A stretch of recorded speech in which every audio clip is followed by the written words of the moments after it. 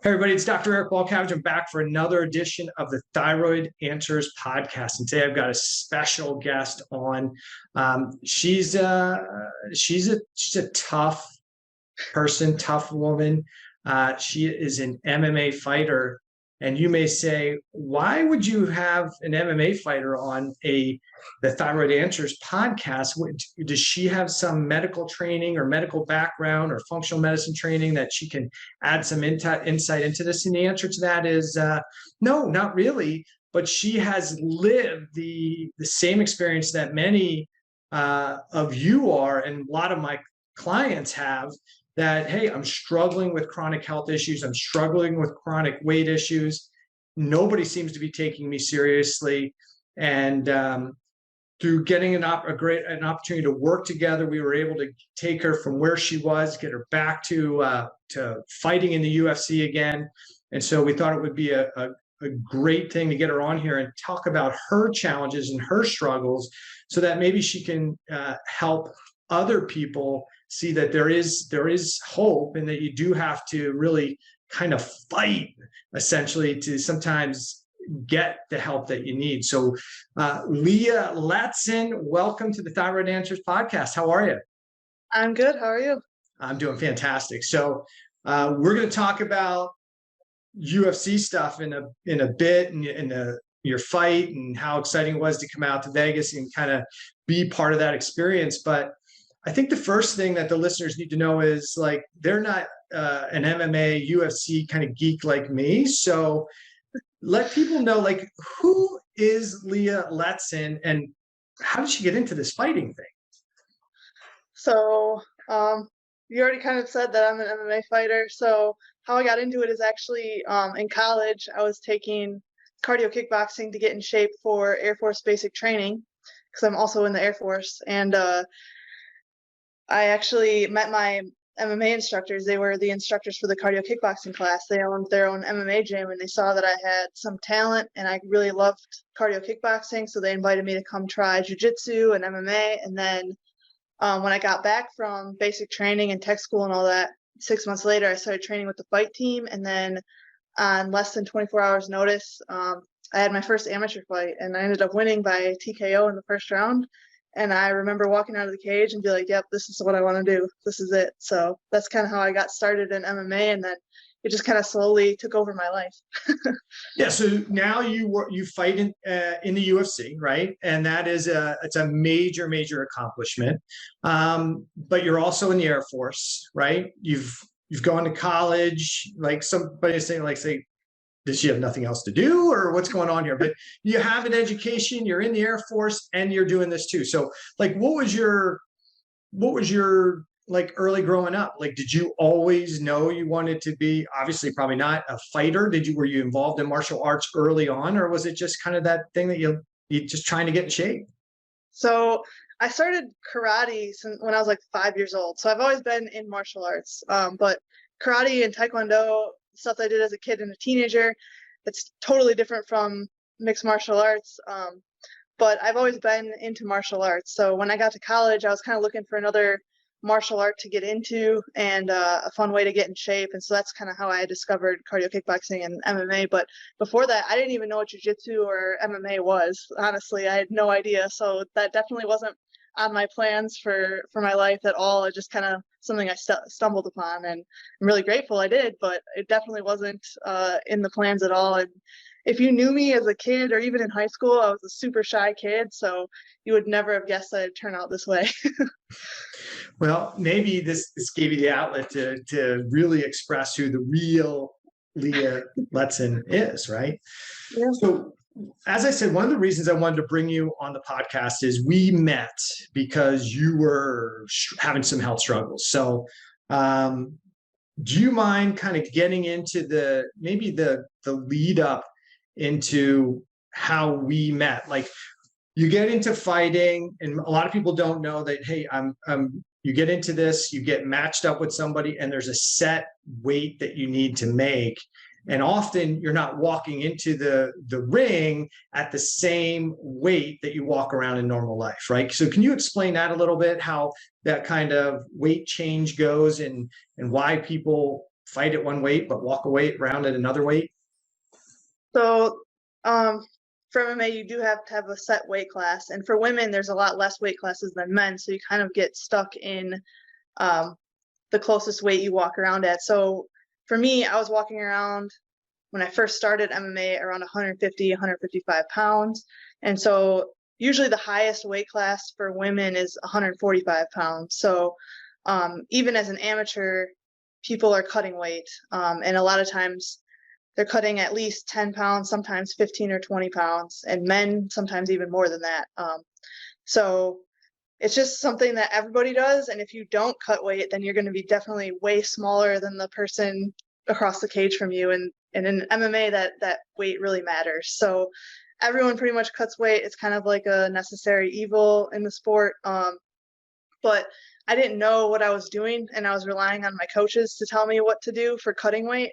And so as an amateur, I fought 9 times in a year, and that's almost unheard of in the sport of MMA. The average is 2 to 4 times in a year. So for me, I was cutting weight basically once a month for a whole year. And I noticed my weight in between fights going up higher and higher. And I went from walking around 150 to 155 pounds to then walking around 165 to 170 pounds. And I didn't know why I kept gaining more weight in between fights. I was just told I needed to eat less and work harder. Yeah. And, for people who are going like, that doesn't make sense. Why would you cut? Wouldn't you be weaker if you cut a bunch of weight to fight? But I wrestled for a number of years in high school and the beginning of college. And, it was the standard then too. And the idea was, hey, if I can be this size and this strength, but I can drop 10 pounds or 5 pounds or get to a lower weight class, then technically I might be stronger than the person at that weight class. The problem is everybody is doing that. So really, you're at a huge disadvantage if you don't cut the weight, because everybody is coming down and you're going to be automatically smaller than the person that you're fighting against. And we saw that at the Vegas fight, right? Because you're walking in at the right weight and that person's they're already a bit heavier come fight time. And we saw even in college, we weighed in the day before. I think that's what you guys do with UFC.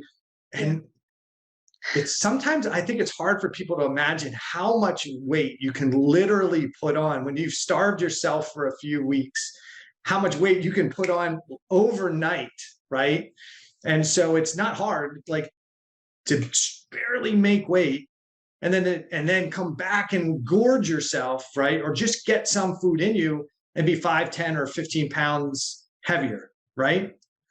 For me, for a while, I would weigh in at 145 pounds, and by the next morning, I was 165 pounds without even trying, just by eating and drinking.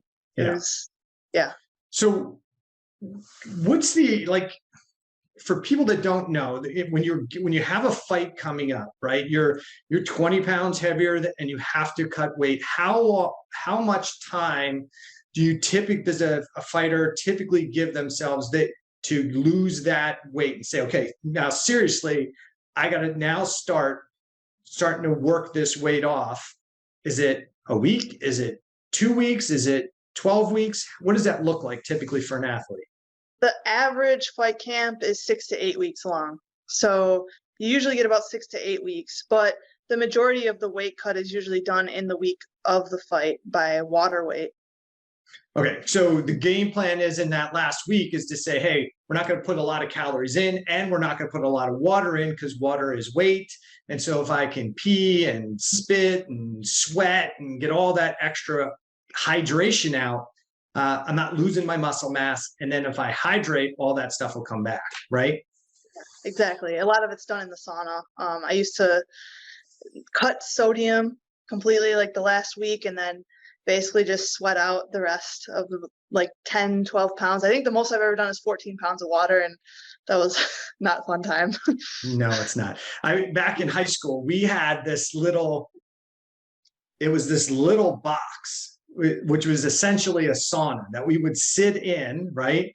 And then we would run the Atari cord in there. We'd put our heavy cotton sweats on, then put on our plastic sweats, and then take turns sitting in this thing for a half an hour playing video games to try and cut weight down that last week, the last couple of days to try and make weight. It was stupid.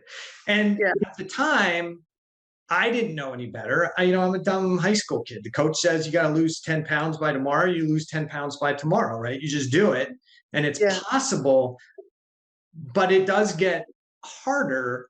And each time it would get harder and harder. And the more mature I got and actually started especially getting into college, it got really difficult to lose weight. I think in freshman year of college, I was losing about 25 pounds a week because we had matches every week. So trying to suck out 25 pounds, you do what you did, make weight on Friday, wrestle Saturday, I'd be back to 155, 160 by Monday. And then you're trying to suck that right back down to 126. And it's miserable. I mean, just miserable, right? Sitting on your hands in class because the hard wooden stool would bug you and all those things. Yeah. But I didn't realize it was not good for my health and well-being. And I'm sure there wasn't anybody that was saying to you, hey, Leah, this is really probably not a good idea. Or was there? I mean, my parents were, but they didn't know about fighting. So I was just like, yeah, you don't know what you're talking about. It's fine. And then, I mean, everyone that's in the combat sports, like wrestling or MMA, it's so common that nobody thinks anything of it. And actually my coaches they were telling me to eat less and work out more. And if I wasn't, because I was gaining more and more weight in between fights, they blamed it on me, like eating a bunch of cheeseburgers and cheating on my diet and stuff, when really I wasn't. I was actually eating less and less and putting on more and more weight. And I guess that was probably the most frustrating part for me, is because I didn't understand what was happening. And I was getting accused of like eating junk food and McDonald's and stuff when I didn't. And I was like, what is happening? Why am I putting more weight on? And I'm working harder and I'm not losing weight. Yeah. And that's it. And there, a lot of people who are listening to the podcast would say they have the same struggles. They're not fighting in the MMA, in UFC or fighting MMA. They're not athletes. They're just regular people going to a doctor saying, hey, look, I'm gaining weight for no apparent reason. And, they've already started exercising because, that's what we typically do is I'll eat less and I'll exercise a bit more. And they're walking into the doctor saying, hey, I'm exercising and I'm eating healthy and I'm gaining weight. And unfortunately, a lot of those people get the same response that you did. Like, yeah, right. Sure you are, right? Just, you need to do it better. You need to do it harder. You need to do it longer. You need to eat less. And you get frustrated, and then you start to get irritated and get angry. And then you wind up with a label like, oh, you're just anxious or you're just depressed. And maybe we just need to give you something to put a chill on things, right? Yeah. Instead of really saying, hey, maybe I really need to listen to my client and really understand what's going on with them a little bit better before I pass judgment. But I think a lot of people kind of get ignored, but I think women get I think it happens to women more. You got to get patted on the head. Hey, toughen up, little girl. And this is just what you got to go through. So like, by the time, you reached out to me and said, hey, I think I need some help. Like, what were the struggles that, if you don't mind talking about some of the struggles you were having that led you to say, I'm going to call this functional medicine doctor who I don't know, like, I really don't know anything about functional medicine. So what led you to me? What were the challenges that you were really struggling with that you weren't getting help with elsewhere? Well, first of all, let me start with the fact that I had spoken to countless doctors before you, like local doctors around me. I knew something was wrong, especially because I kept putting on more weight.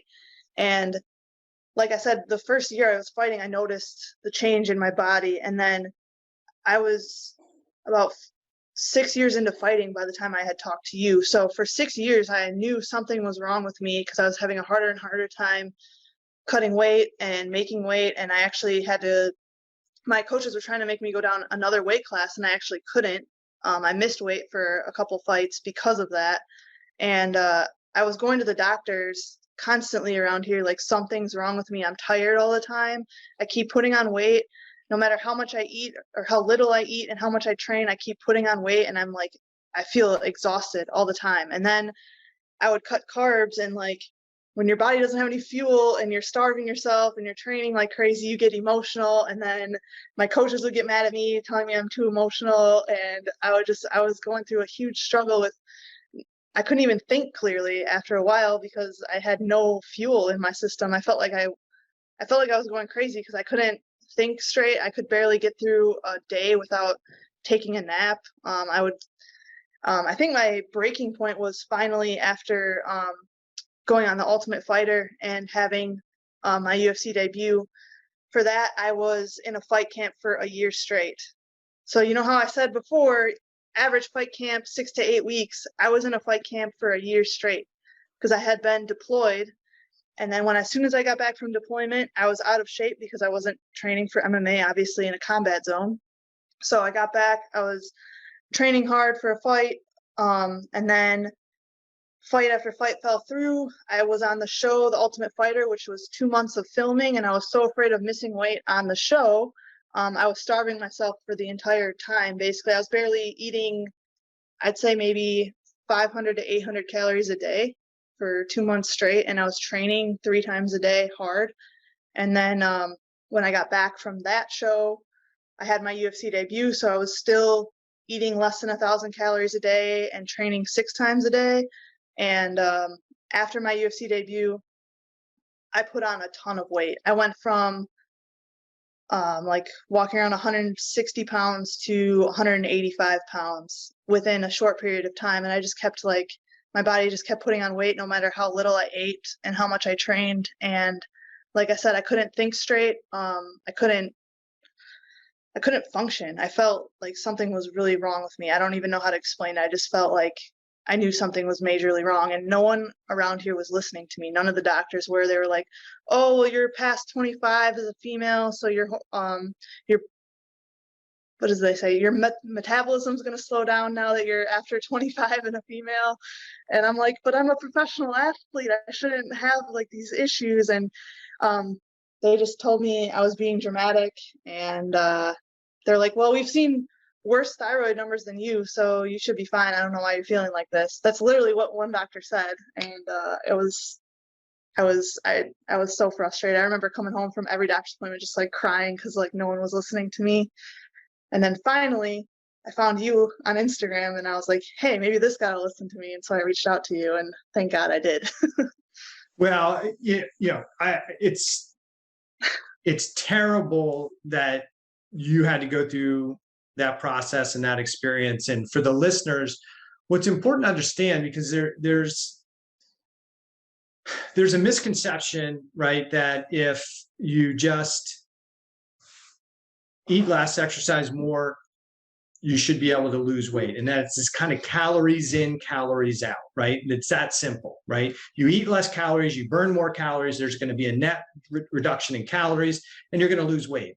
And sure, that can work for a short period of time, but your body will not let you do that forever, because if you just lived in a 500 calorie deficit every day, in about 2 years, you would physically disappear. There would be nothing left of you if it was just how it works.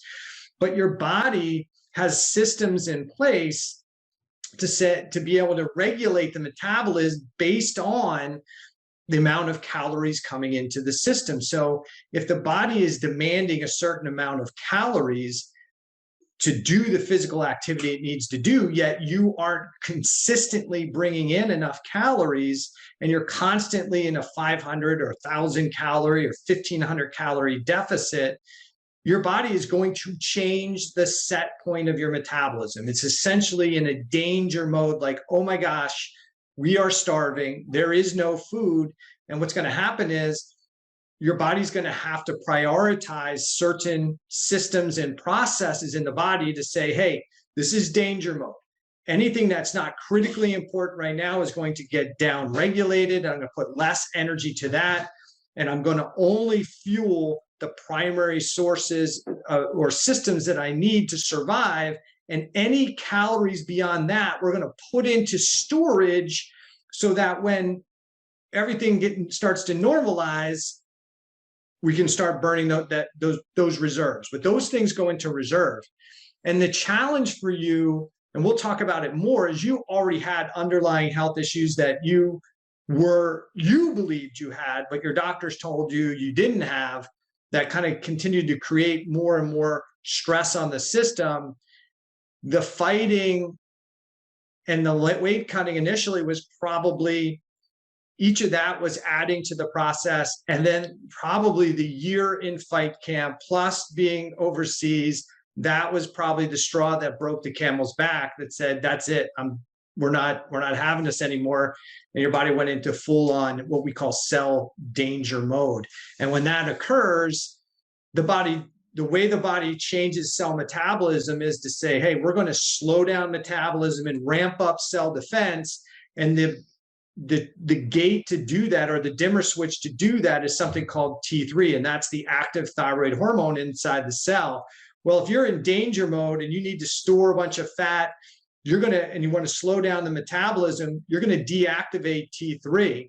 And so you're going to have what I talk about on the podcast all the time is a cellular hypothyroid state. And so hair's not going to be good, skin's not going to be good, metabolizing is not going to be good. And your brain will get upregulated, increase the conversion of T4 to T3, will kind of keep you in that kind of fight or flight response, while the peripheral system is all slowed down and sluggish. And unfortunately, that may cause a TSH, which your doctors were looking at, to be kind of normal. And they're saying, hey, you don't really have a thyroid problem because your TSH is normal.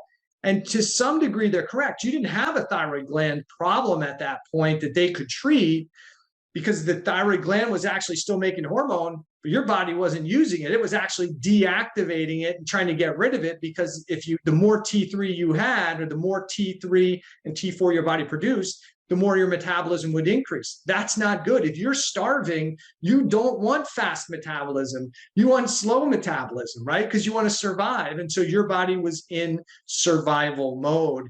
And fortunately, we did get to meet. We did get have a phone call conversation. It's funny, as a MMA geek and a UFC watcher, I've watched all the Ultimate Fighter shows.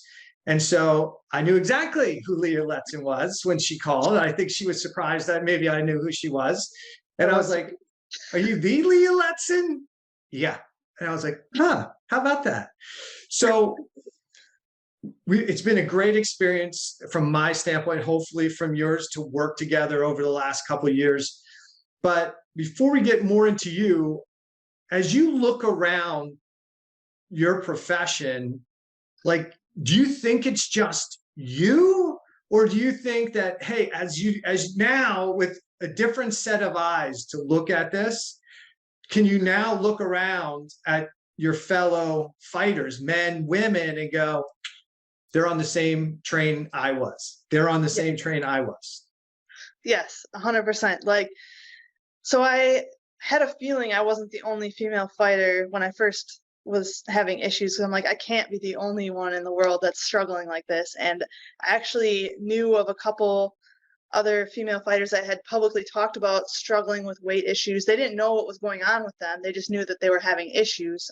Kat Zingano was one of them. She had talked about how she had put on a lot of weight between fights and everything. And so I knew I wasn't the only one, but now with all the knowledge I've gained from working with you, now I can almost look at other female fighters and be like, oh, yep, they're having the same issues I am. And I mean, it's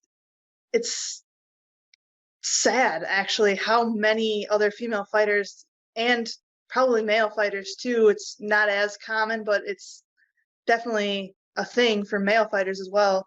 It's sad how many people struggle with it because coaches simply don't know the consequences of just working harder and eating less. They don't understand the science behind everything. And I think because of working with you and the people out at the Performance Institute, they're starting to learn all this stuff about working smarter, not harder type mentality. some people are getting ahead of this and changing the way that they train their athletes, but unfortunately, a lot of MMA is stuck in the Stone Age and that old school mentality, oh, you just have to work harder and eat less. Yeah. And we're talking to you as a female and looking at the population, but men have the same issue too. When they're doing it, they're driving more inflammation in their system. And that's one of the reasons why I think you see some of these guys get knocked for taking things like testosterone. Why do they need testosterone, right? Well, part of the issue is when men are doing this to themselves, they're driving inflammation, they're losing testosterone, they're increasing estrogen, and it really plays with their physiology too. And you see these guys that are muscled up, really strong, and then they get the testosterone levels done, and it's like nothing there. And you go like, wait a minute, look at the physique. How could they have no testosterone? And it's because of this constant stress they're putting on the system. They're taxing their chronic inflammation. They're reducing their thyroid physiology. They're screwing up their adrenal physiology and the HPA and HPAT axis. And so it's men, it's women, it's a tough thing, but definitely we talked about this, out in Vegas. Like when I saw your opponent, I looked at it and went, I think she's struggling with the same stuff, right? Because you can just tell like the puffiness that starts to develop in the physiology. And it's especially when you have downregulation of thyroid physiology, you wind up sucking in a lot of water weight all through the body. It's not like you have a pot belly. We used to call it a Milwaukee goiter, right? Like the guy who's real skinny from behind, and you turn around, you see he's got like a keg over his stomach, right? It's not that kind of weight typically. It's more this soft, squishy weight all over the place. And you need thyroid hormones. In the soft tissue, there's a protein structure in there that can kind of suck up water like a sponge. And to break that down, you actually need T3 to get there. And well, if you're in a cellular stress state, you have low T3 levels going on, you can't make the enzyme to break it down. So that soft tissue is actually just sucking up water and fluid like a sponge, and it's everywhere. And it's not like, I think if you saw somebody and you said, wow, they got a big belly, you'd say, well, they're overweight, but this is just kind of hits all over.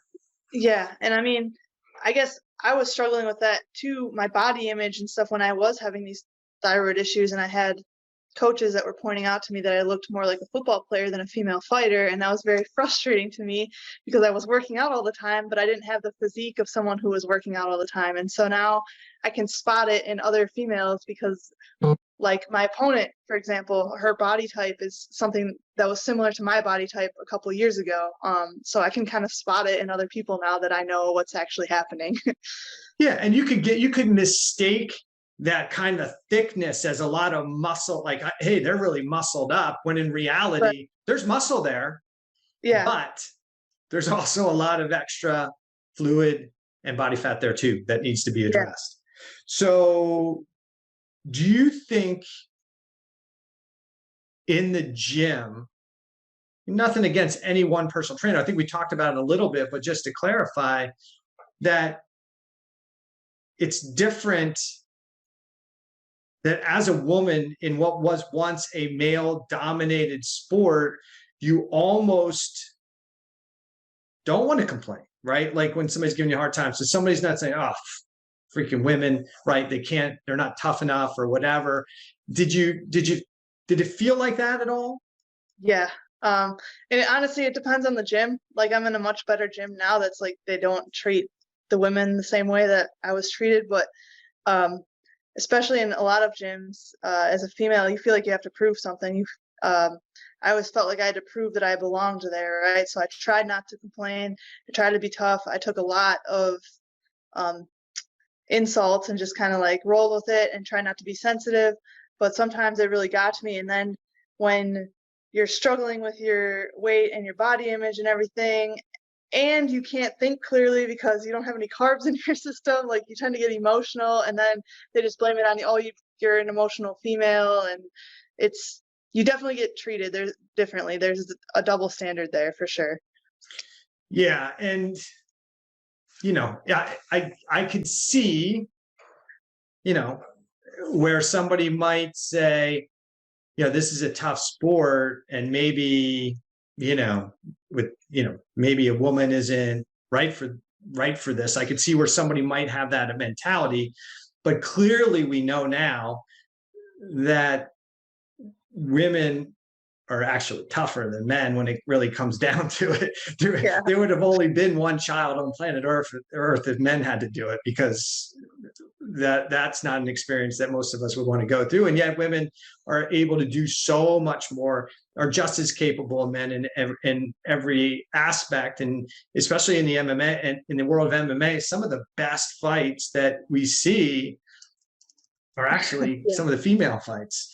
And somebody Yeah. say, well, that's terrible. But it is what it is, right? So let's talk about the history a little bit, because I think when you reached out to me, I think you were thinking like, hey, I've got this thyroid issue. And hey, can you help me fix the thyroid issue? And while we did have problems with thyroid signaling and thyroid physiology, one of the most important things we did was go back and look at your health history and your health timeline. And really the earliest challenge that kind of showed up there was really the problems you were having with your menstrual cycle, right? Yep. And so I think a lot of women struggle with this: abnormal cycles, heavy bleeding, lots of discomfort and pain. And they're told that, hey, it's just a female thing. That's the way it is. You go on birth control, we'll organize your bleeding cycle, and everything's going to be good. Were you kind of told the same things? Yeah. I first of all had irregular periods since I was 15 when I first got my period. And then they tried to put me on birth control as a teenager to regulate my period, so I would get one every month. And then my period cramps were always absolutely excruciating, and they just kept getting worse as I got older. And no matter how many times I went in, I'm like, hey, there's something else wrong with me here. Like, I shouldn't be in this much pain.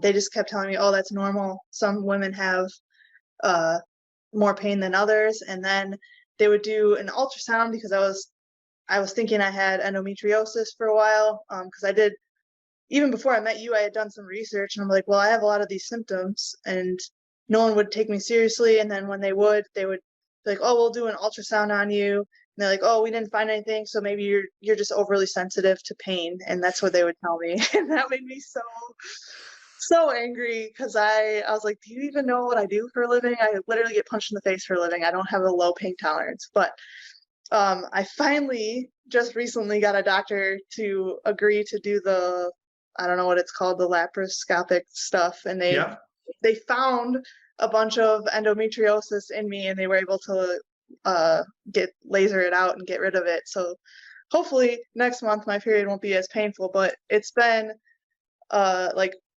14 years of me struggling to get someone to listen to me and actually take care of the problem. Yeah. And so for the listeners, this is a big deal. And this happens a lot of times, right? So you have a health problem early in life, and somebody, especially when it comes to menstrual cycle issues, somewhere along the line, somebody just decided, if we organize a woman's bleeding cycle, like trick her body that, hey, you're pregnant for the first 20 some days, and then pull the rug out and say, nope, we're not.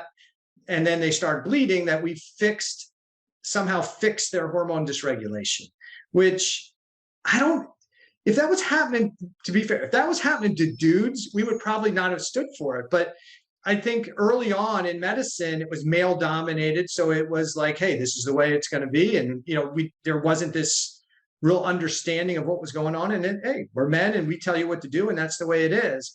And thank goodness more women have gotten into healthcare and are driving the voice that, hey, there's some real issues here. And organizing a bleeding cycle, yes, may make you bleed the same time every month, but it doesn't fix the issues that are going on. We have to do a better job in healthcare and medicine and say, well, that isn't normal. Matter of fact, when you started having your cycle, when you were having your regular cycles, that was abnormal. And somebody should have been aware enough to say, hey, this isn't a normal experience. There must be something going on here that's creating the problem.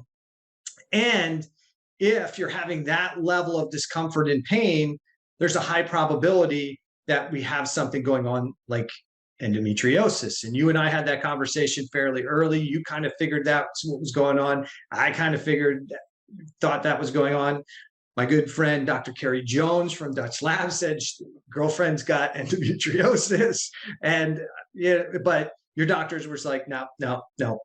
So, I think it's pretty common. But then you get put on birth control, and then birth control has its own effects and side effects, which then complicate the issue. Meanwhile, the same immune, inflammatory, thyroid dysregulation that had already been going on just continues to get worse and worse and worse. And now you add excessive training to the mix, you add calorie restriction to the mix, emotional stress to the mix, and now the whole physiology starts to shut down. So this is a huge deal.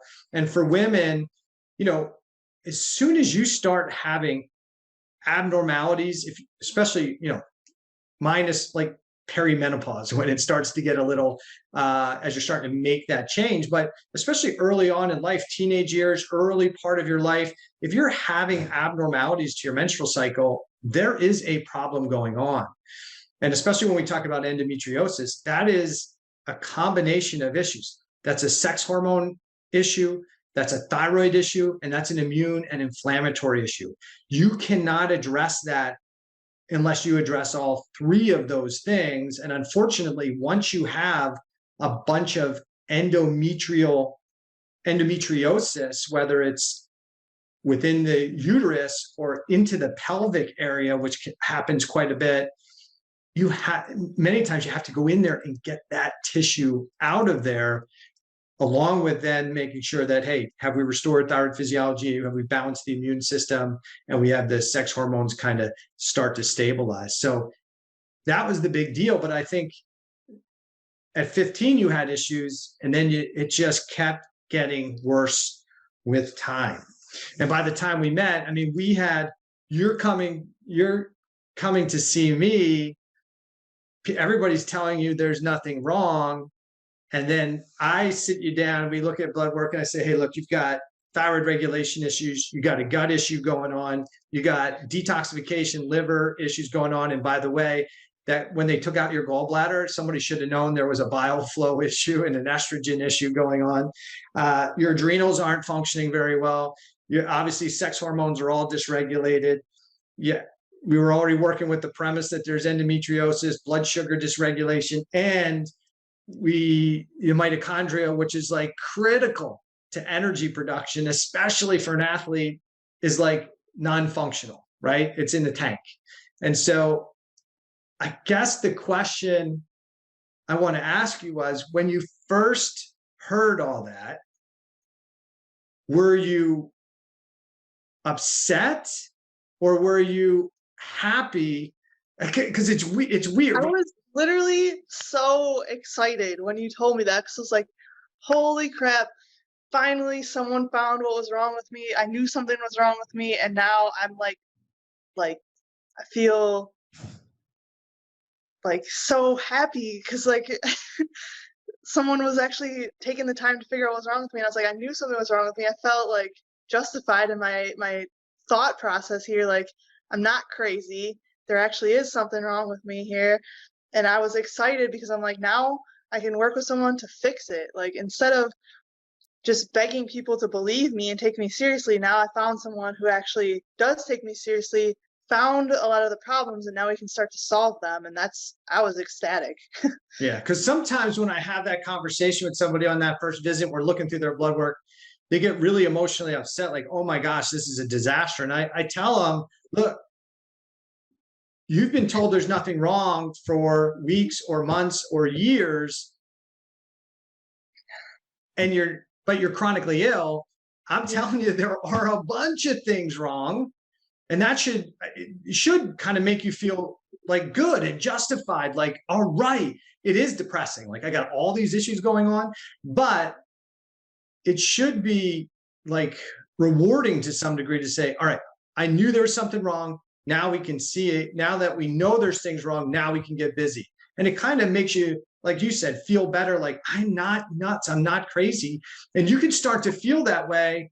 And especially the people around you can start to be like, she's nuts, because all these other physicians are saying, hey, there's nothing wrong with you. But that was allopathic medicine, and this is functional medicine, and it's different. And one of the big things is in allopathic medicine, which has a place, it's great. You need surgery, you need a procedure, you need to go to that doc to do that laparoscopy. I can't do that.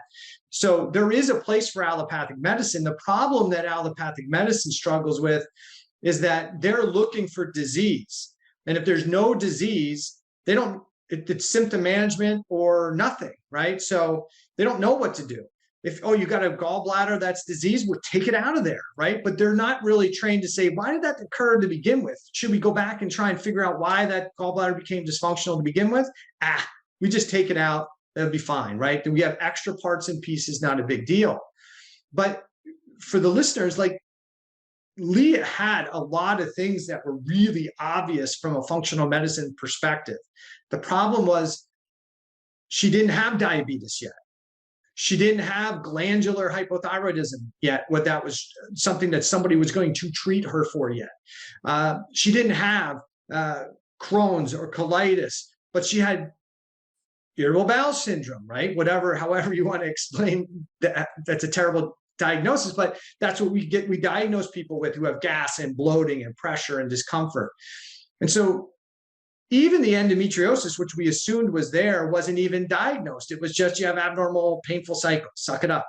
So she was kind of stuck in this gray zone where she was not healthy and not well, but not bad enough that it was, somebody knew exactly what to do. And the problem is, you probably did not look bad enough to a person who deals with morbidly obese, diabetic, high blood pressure people who like really do look ill.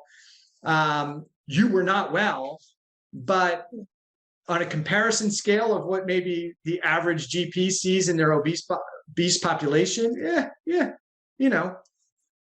So I guess that was another frustration I had too, was anytime I would go into the doctor, because I knew there was something wrong with my thyroid.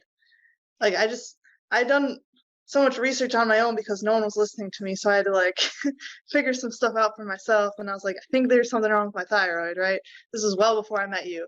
I'd go in there and they're like, well, you're not obese for your height, so you should be fine. And then they would test my T4 and they'd be like, oh, your T4 is fine. So, and then eventually, like 6 months before I met you, I finally got them to diagnose me with hypothyroidism because my T4 was low enough. So they gave me like the lowest dose of T4 pills to take. And I was like, okay. And I was taking them for 6 months and I was like, nothing's happening. And I went to the endocrinologist and he's like, I've seen patients with way worse numbers than you, so I don't know why you're complaining. That's literally what he said to me, and I wanted to throat punch him, but I didn't. But that was the kind of treatment I was getting.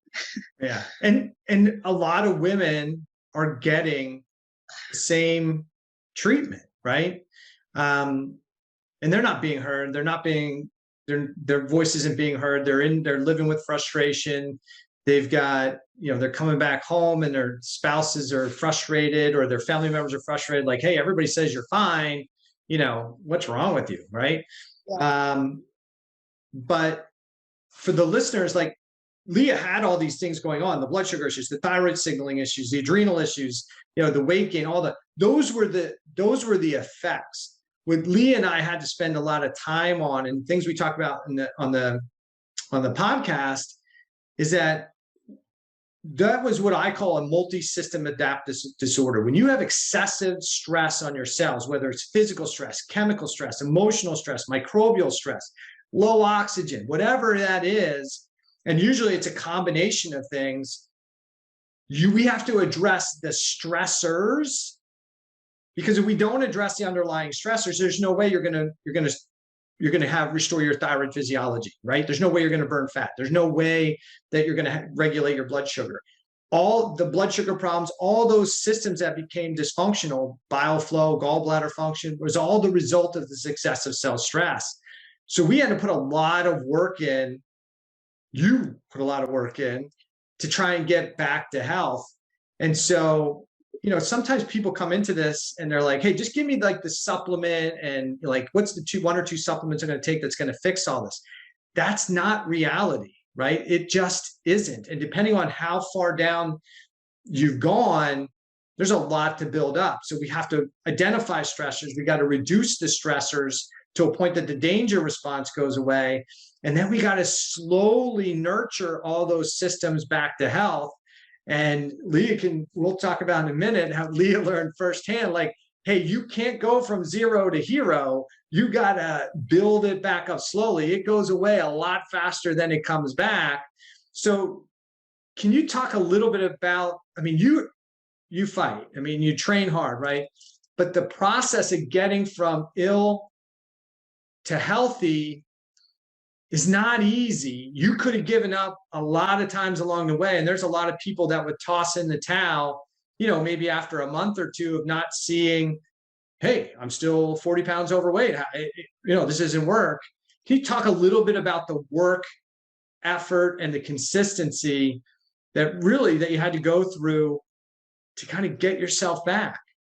I think the biggest thing I had to learn was to be patient and to trust the process, because you even warned me when we first started working together, hey, this is going to be a long journey because there's a lot of things wrong with you. So like, we have to slowly build your body back up. And I think, well, one, I had to start to listen to my body instead of listening to my coaches, and stop pushing myself past where I should be. And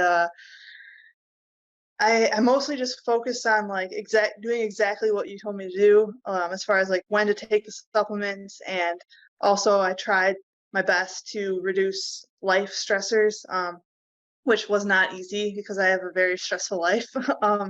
And I honestly think that the biggest results happened when I did leave my former gym, because it was such a toxic environment. That losing that amount of stress, like, that was a huge weight off my shoulders, and I saw a lot of significant results since then. So that kind of proved to me that life stressors are a huge cause of the health issues. But it's been a long journey. We've been working together, 2.5 years now? Yeah. At least, 2.5 years. And so just sticking with it and like not giving up, because there were so many times where I was like, am I even going to be able to fight again? I don't know. And I guess just being patient and learning that supplements take months to work, rather than like if you take a medication from a doctor, you might see results instantly or within a week. Supplements aren't like that. So yeah, and I think what you said is the emotional piece is really, we had multiple discussions about life in the gym and the stress that goes on with that. And, we all think we're tough. Like, hey, I can manage all that stuff. Just tell me what food not to eat, what supplement to take, and what diet to follow, right? That, for you as a fighter who's very regimented about that, tell me what to eat, I'll eat it, right? Tell me what supplement to take, I'll take it, right? That's the easy part. I think the two really difficult things were unloading the emotional stress and burden from the gym.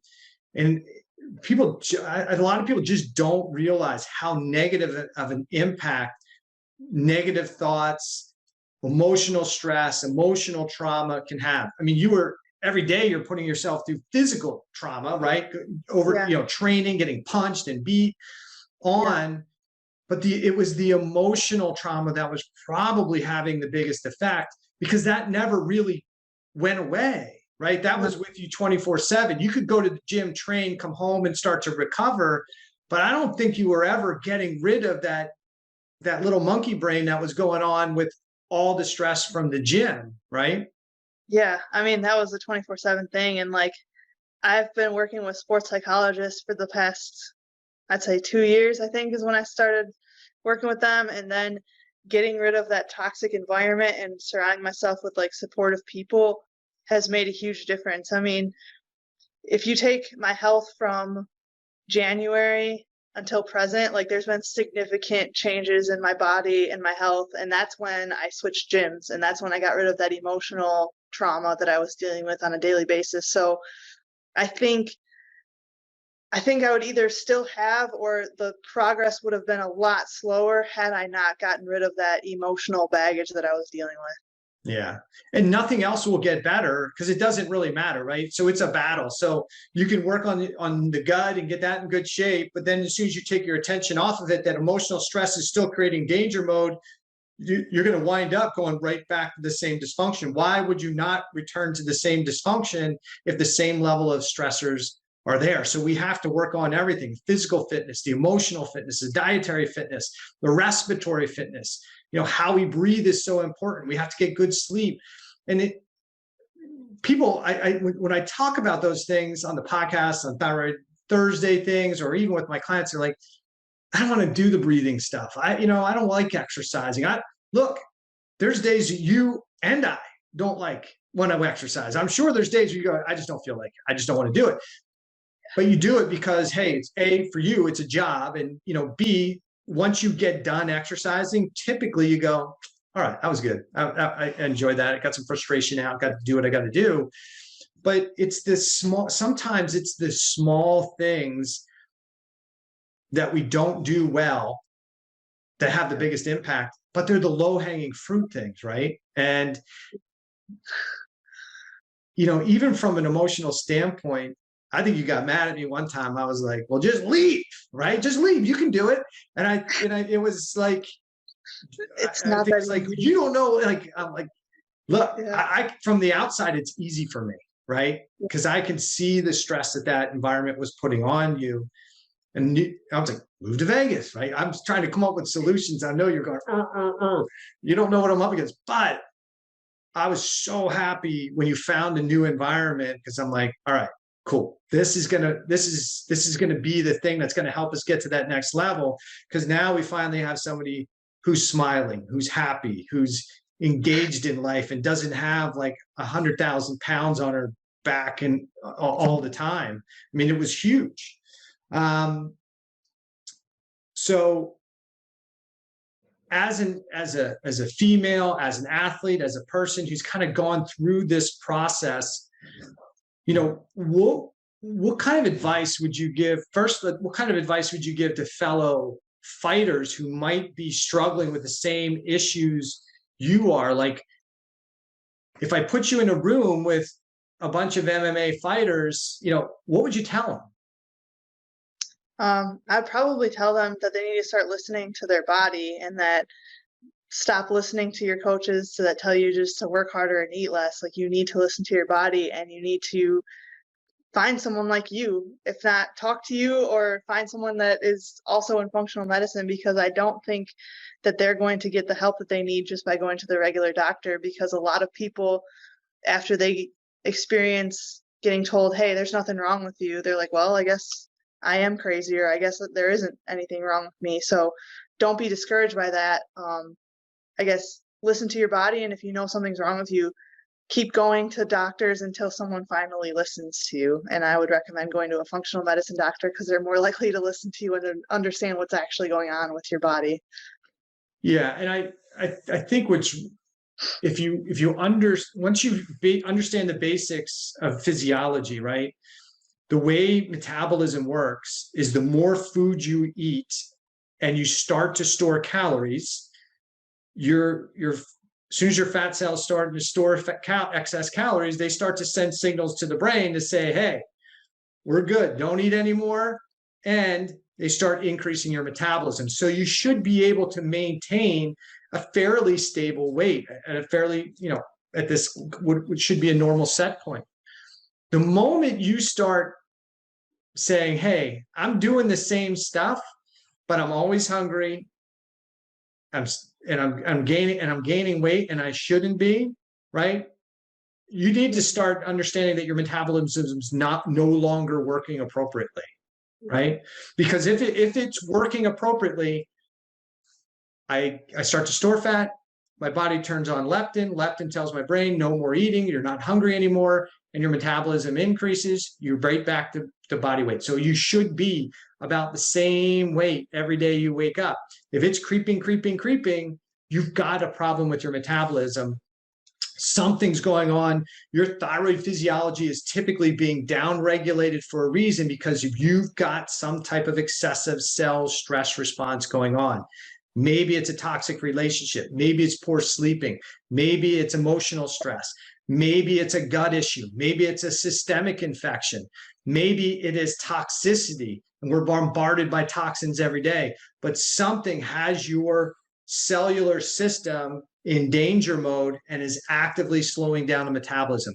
As soon as that weight starts to creeping up for no apparent reason, just like if you start to lose weight for no apparent reason, you got to start to take notice.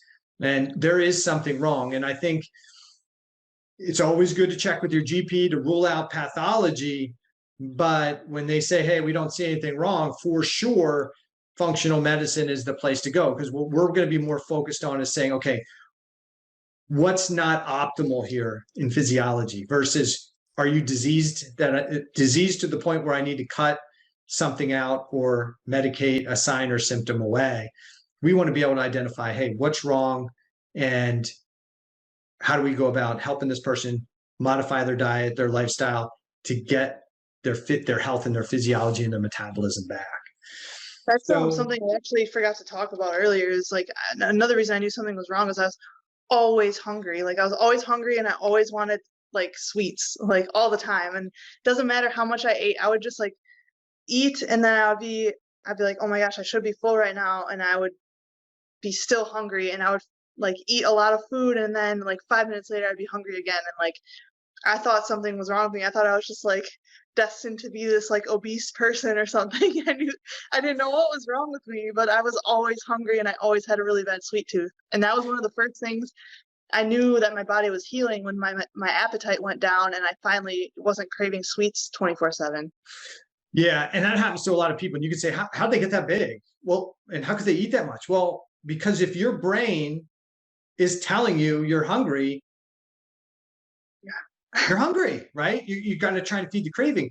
And you could say, well, can't you see that you're overweight? Well, yeah, I see it, but my brain is telling me I'm starving, right? You know, when somebody says, hey, I'm starving. No, you're not starving. We all have extra body fat. You're not starving.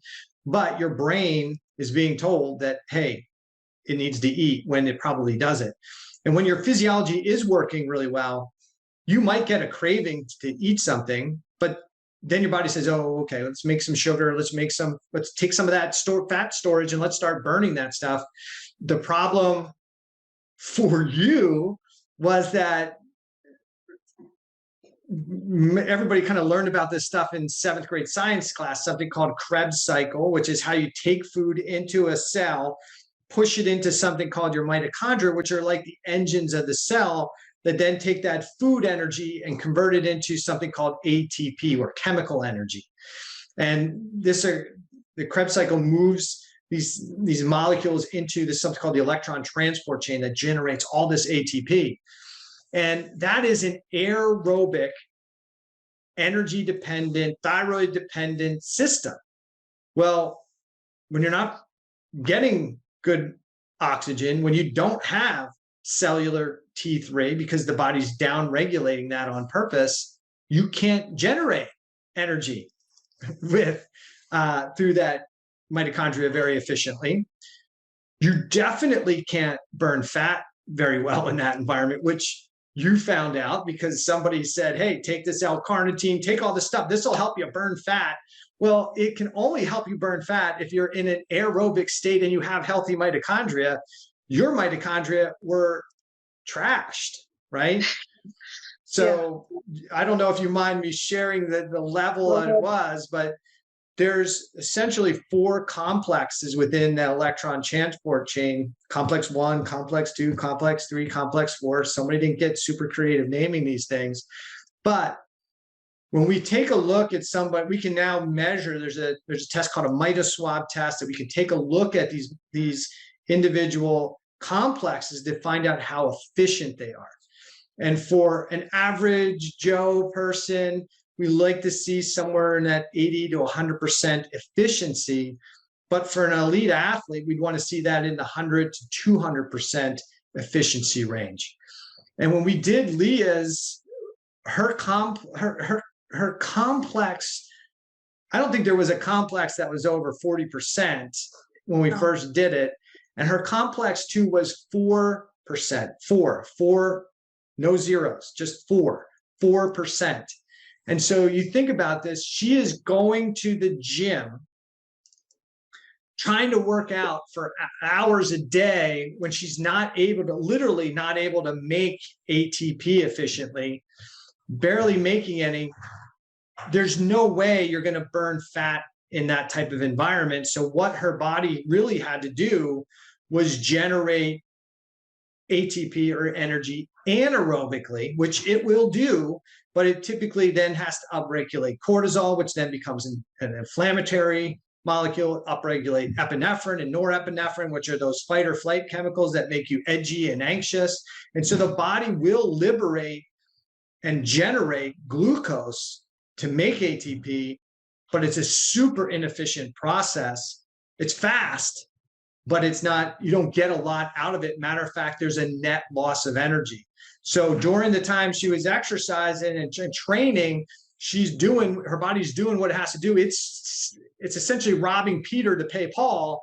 And then the after effect of that is that her body's like, oh my gosh, you stole so much glucose and from us, that now she's get this massive craving to put that energy back in. But because she couldn't use that glucose, that food energy efficiently to make lots of energy, she'd only make a little bit and everything else would go into fat storage. And this just became a vicious cycle. And it's one of the things we talked about in the beginning. I think you wanted to go from, hey, I got to take time off. Yeah, you got to take some time off. And then I think you really wanted to go back to, hey, I got to go back to training hard, right? This is what you do. I'm a fighter. I train 4-6 hours a day. It was not realistic, right? No, when I went back to training, I had to work my way up from I started, I think, at 20 minutes a day, and then I had to work my way back up and that was, first of all, very embarrassing, and I had to swallow my pride a little bit, being a professional athlete, only able to train 20 minutes a day for a while. That was embarrassing, and that was probably one of the hardest times in my life where I was like, I don't know if I can even do this anymore as a professional athlete. I thought about giving up, but I was like, no, I can't give up. I've come too far to give up, but there was some real temptation to give up at that point. Yeah, I think for a listener, if you think about it, this is like if you broke your leg and you were in a cast for a year and you were a sprinter before you broke it, and you took the cast off and said, okay, I'm going to go right back to sprinting world record times, you wouldn't even, you would just laugh. There's no way. And essentially you were going from, hey, I have 4%, maybe max 30%, 10% capacity of my mitochondria, and I'm going to go back and work out 6 hours a day. No, that's not going to work out well, right? So the good news was that patience, which you said, was really one of those things that was helpful to learn, and then to get yourself to think hey, I just got to be patient. I can get back there and I can do it. And that's really what it took, because if you push too hard too soon, that too becomes part of the stress response, right? That becomes part of the issue because you're overtaxing your body. The crazy thing is I could tell as soon as I wouldn't feel it that day. So if I did something too hard or too intense when I was trying to come back to working out, I was I would feel it the next day. I would almost feel sick. I would feel fatigued and body aches, and I felt like I couldn't even move for the next 3 days. So I knew when I had overdone it. So that's when I was okay, well, I really do have to pace myself, because otherwise I'm only going to be working out once a week and then I'll be dead the rest of the week. So that's when I had to learn, okay, 20 minutes, but you can't overdo it. You have to learn to listen to your body and then stop when your body is telling you you're done. Yeah, and I think the UFC did a really good thing by providing things like the Aura ring that you're wearing, so you can start to really have something objective to take a look at, to say, hey, my heart rate variability is not very good today. I need to recover. I need more time to recover. And if you start to listen to what your body is really, you start getting in touch with your body, start listening to your body, and then you have objective tools like something that's measuring your HRV. You can start to get a better grasp of, hey, I am recovered. I can push a little harder today, or I'm not recovered. I need to chill back a little bit. But it's hard as an athlete to, if you've been taught your whole life, like, suck it up. Pain is like weakness leaving the body, right? Like, yep. Work harder. The harder you work, the better you're going to be. And that old school mentality really does need to change, because we're killing people, right? We're just wrecking and destroying their health. Yeah. So I appreciate you coming on the podcast. It was great to have you talk in this forum. And what I'm hopeful for is that as an athlete, like, because a lot of people sit back and go, well, they're an athlete, so they're not going to be sick. But this happens to everybody, right? I tell my story all the time, like, hey, I'm an endurance athlete, fake endurance athlete, doing triathlons and marathons and half marathons. And I'm not an elite athlete like you, but I'm still training hard to do these things I enjoy doing. And I've always been an athlete, wrestler, runner, rugby player, right? And then more into the endurance sports. But, in my 40s, I took my blood work one day and I'm insulin resistant. I got Hashimoto's, I've got my liver enzymes. So I'm like, what the heck is going on? I'm eating well. I'm exercising every day. I'm lifting, I'm working. How could I have a health? How can I be autoimmune? How can I have this go on? But then when you take a look back and you go, hey, I'm only sleeping 4 hours a night, right? I don't breathe well because I've had so many broken noses. I got work. I got, people I got to run. I've got family. I got coaching. You're doing all these things plus training. It's too much, and you can get away with it maybe when you're younger and 20. Your recuperative capacity is a little bit better, but I just wasn't paying attention. I thought I was doing everything right, but all the things that were really important, that low-hanging fruit stuff, like breathing well and sleeping well and getting sufficient sleep, those are things I was ignoring because I grew up in an environment where, like, sleep is for the weak, like, get up, like, you got to work hard. And it requires you to take a step back and say, I need a little bit more balance in the things I'm doing. And so for the people who are listening, this happens to everybody. The elite athlete, the part-time athlete, the person who's just, a regular mom or dad who's going about their stuff and doing the things they think is day in, day out are the right things. And you can start to see your health start to degrade. And we look and we say, well, you look healthy. Well, what does that mean? Your doctor thought you looked healthy. You could be significantly unhealthy and look better than 40% of the population. Yep.